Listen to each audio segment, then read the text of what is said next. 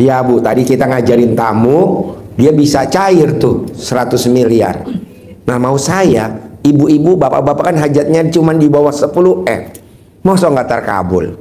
Jadi kita tadi ngajarin, ada saksinya tuh tadi, yang pada privat di Natrabu. Ada nggak hadir yang? Ada ya? Ya tadi kan lihat ya, kita ngajarin ya. Nah mau saya, yang 100 miliar aja bisa terkabul cair. Sehingga dia tukeran mobil, mobilnya mundur, pindah duit tuh. Nah mau saya, bapak dan ibu juga harus bisa. Gimana sih Ji caranya? Kuncinya cuma satu. Yang tiga jangan dilanggar. Apa tuh? Assalamualaikum warahmatullahi wabarakatuh. Selamat datang di Ruang Testimoni. Tempatnya testimoni orang-orang sukses pastinya. Dan tidak banyak basa-basi lagi, mari kita simak video berikut ini.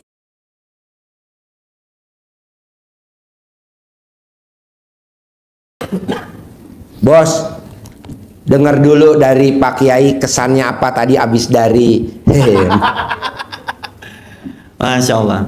Tadi saya dipanggil sama Pak Haji tadi di mobil itu. Jadi Pak Bu, hari ini saya dapat pelajaran sangat berharga. Di saat kita tidak memikirkan dunia itu sangat gampang datang pada kita. Saya barusan ke mobil Mercy Pak Haji, ada uang 7 miliar lebih cash. Orang linglung ngasih Ji ya?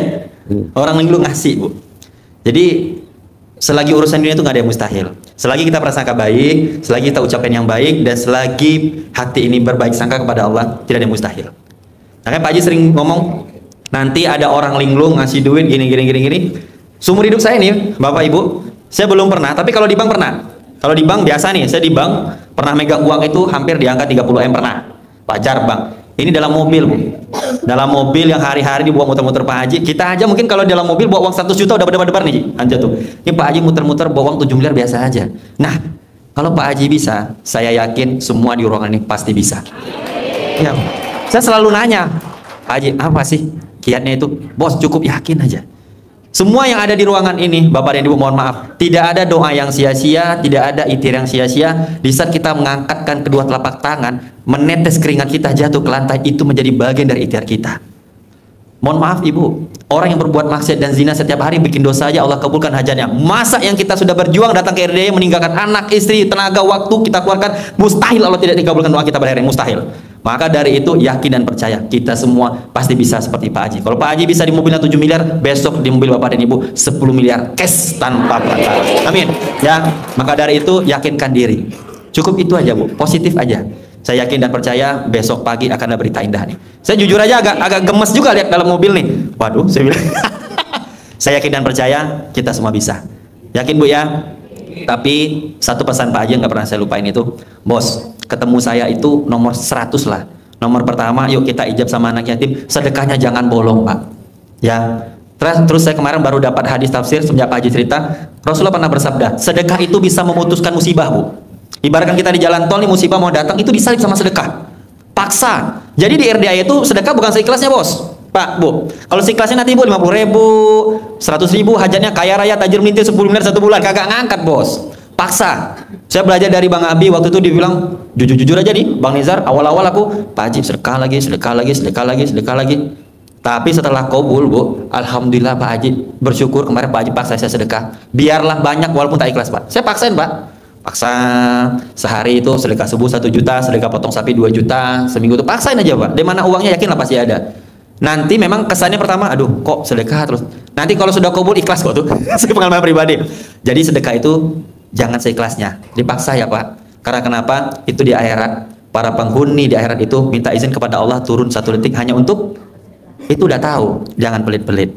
Ya, nanti habis ini ikut tahajud berjamaah, kita di situ ada sedekah subuh. Mau transfer boleh, mau cash boleh. Nah, untuk yang transfer soal sedekah, apabila tidak dibalas sama Bu Ai, mohon maaf karena dalam 1 hari itu bisa ribuan Bu, Pak ya. Nggak apa-apa. Ibu mau sedekah berapapun tidak dibalas, Allah mencatat kok pada hari itu. Yakin dan percaya, tidak ada doa yang sia-sia, tidak ada keringat yang keluar dalam diri kita akan menjadi sia-sia.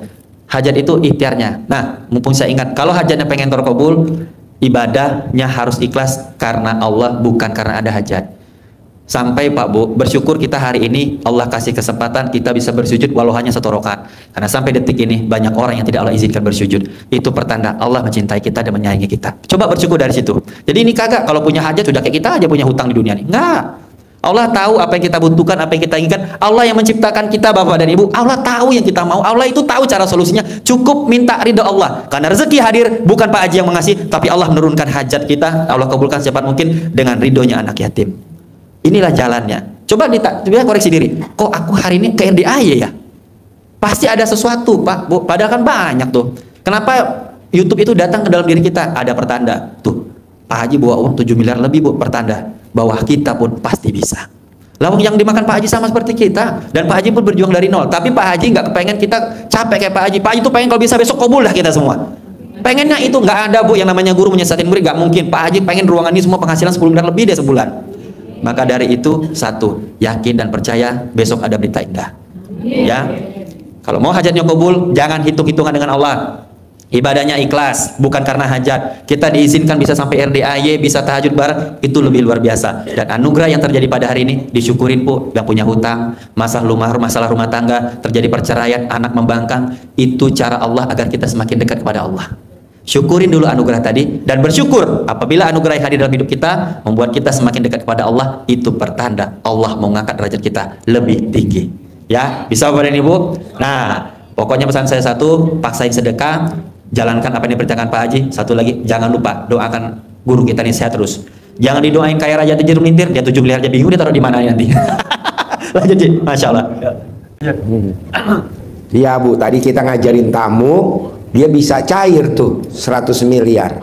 Nah mau saya, ibu-ibu, bapak-bapak kan hajatnya cuma di bawah 10 M. Masa nggak terkabul? Jadi kita tadi ngajarin, ada saksinya tuh tadi, yang pada privat di Natrabu. Ada nggak hadir yang? Ada ya? Ya tadi kan lihat ya, kita ngajarin ya. Nah mau saya, yang 100 miliar aja bisa terkabul cair. Sehingga dia tukeran mobil, mobilnya mundur, pindah duit tuh. Nah, mau saya, Bapak dan Ibu juga harus bisa. Gimana sih Ji caranya? Kuncinya cuma satu. Yang 3, jangan dilanggar. Apa tuh? Berharap, takut, sama khawatir. Kita kan takut. Enggak, saya nggak takut. Lah itu kalau udah jatuh tempo. Takut gak? Iya, kalau dijatuh tempo. Apalagi kalau rumahnya udah disemprot. Lebih takut lagi. Janganlah, kita takutnya cuma sama Allah Subhanahu wa Ta'ala. Gitu. Apalah artinya disemprot? Nanti pasti ada orang linglung. Buktinya, lah tuh tadi yang dari Lampung yang privat, lah tuh tadi yang dari Jawa Timur, kok dia bisa meraktekin ilmu RDAY sehingga hutangnya yang 16 miliar tuh ada yang lunasin, kenal juga enggak. Yang tadi privat. Nah mau saya, coba Bapak dan Ibu, yang 3 jangan dilanggar, jangan takut, jangan khawatir, sama jangan berharap. Kita selalu berharap aja. Kan suka ada pepatah, orang yang berharap siap-siap kecewa. Orang yang berharap siap-siap kecewa. Nah coba jangan berharap. Kita selalu aja berharap. Oke? Yuk, siapa yang mau nanya? Bapak dan Ibu boleh. Yuk. Assalamualaikum warahmatullahi wabarakatuh. Ya. Saya Lilis dari Tangerang Selatan, Pak Haji. Ya. Mau bertanya. Ya. Saya terinspirasi dari Pak Haji Roni.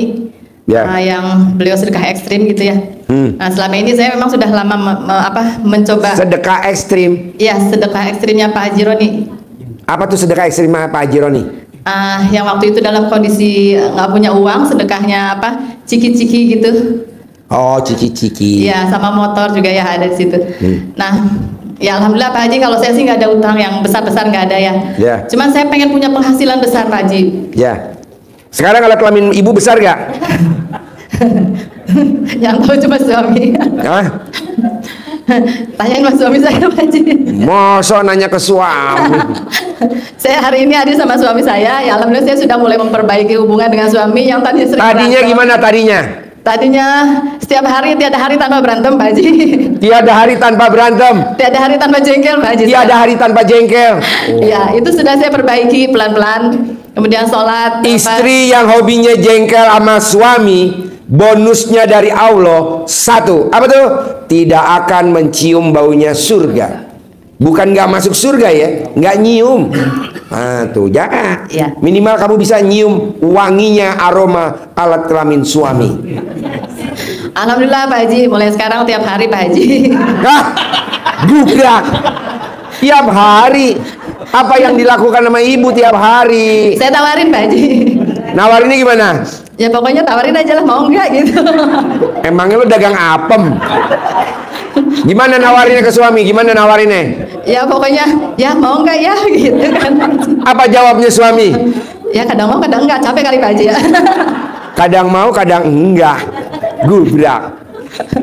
Ya itu Pak Haji, saya udah mulai sedikit-sedikit gitu ya, memperbaiki diri, taubat dan lain-lain.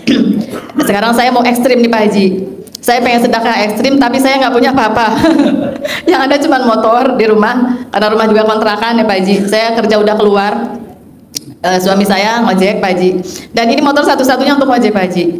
Ada satu lagi di rumah untuk nganter ke sana kemari. Nah, saya pengen sedekah ekstrim Pak Haji. Kenapa nggak ibadah ekstrim dulu? Nah, udah saya lakuin Pak Haji. Bangunnya jam 00. Nah itu belum bisa istiqomah Pak Haji. Oh, bangun jam 00, senyum, Ya, senyum. mandi pagi, Ya. tahajud, Ya. paksain baca Qur'annya 12 juz. Orang yang baca Qur'annya 12 juz selama 99 hari itu penghasilannya nggak pernah di bawah 10 M, nggak pernah. Kan kita udah meraktekin, duit datang sendiri. Kayak tadi saya ke bank nukerin uang.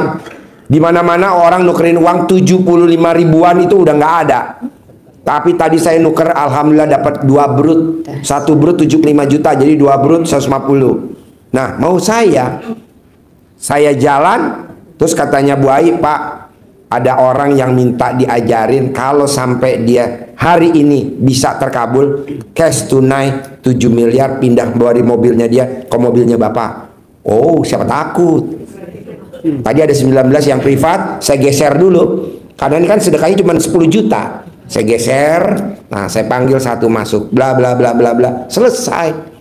Nggak sampai tuh, nggak sampai 2 jam, nggak sampai 3 jam. Nah, ibu coba dulu ibadah ekstrim. Salah satunya apa sih ibadah ekstrim? Jangan suka nawarin ML sama suami. Kadang suaminya suka jengah. Jadi apa dong? Langsung Bu action. Oh.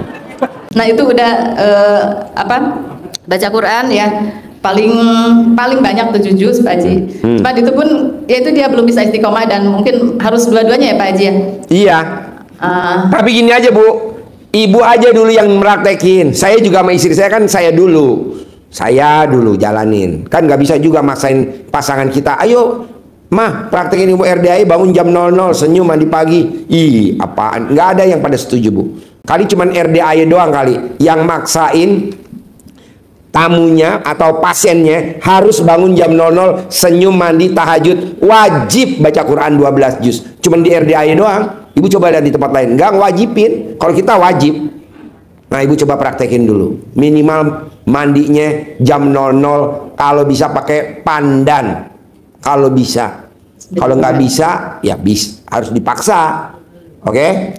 Harapan saya, semoga siapa saja yang telah menonton video ini jadi terinspirasi, dan saya doakan semoga semua hajat Bapak Ibu semuanya bisa cepat terkabul, dan saya doakan Ibu Bapak semuanya bisa secepatnya datang ke RDAI dan bertemu dengan Pak Haji dan anak-anak yatim tentunya. Amin amin ya rabbal alamin. Assalamualaikum warahmatullahi wabarakatuh.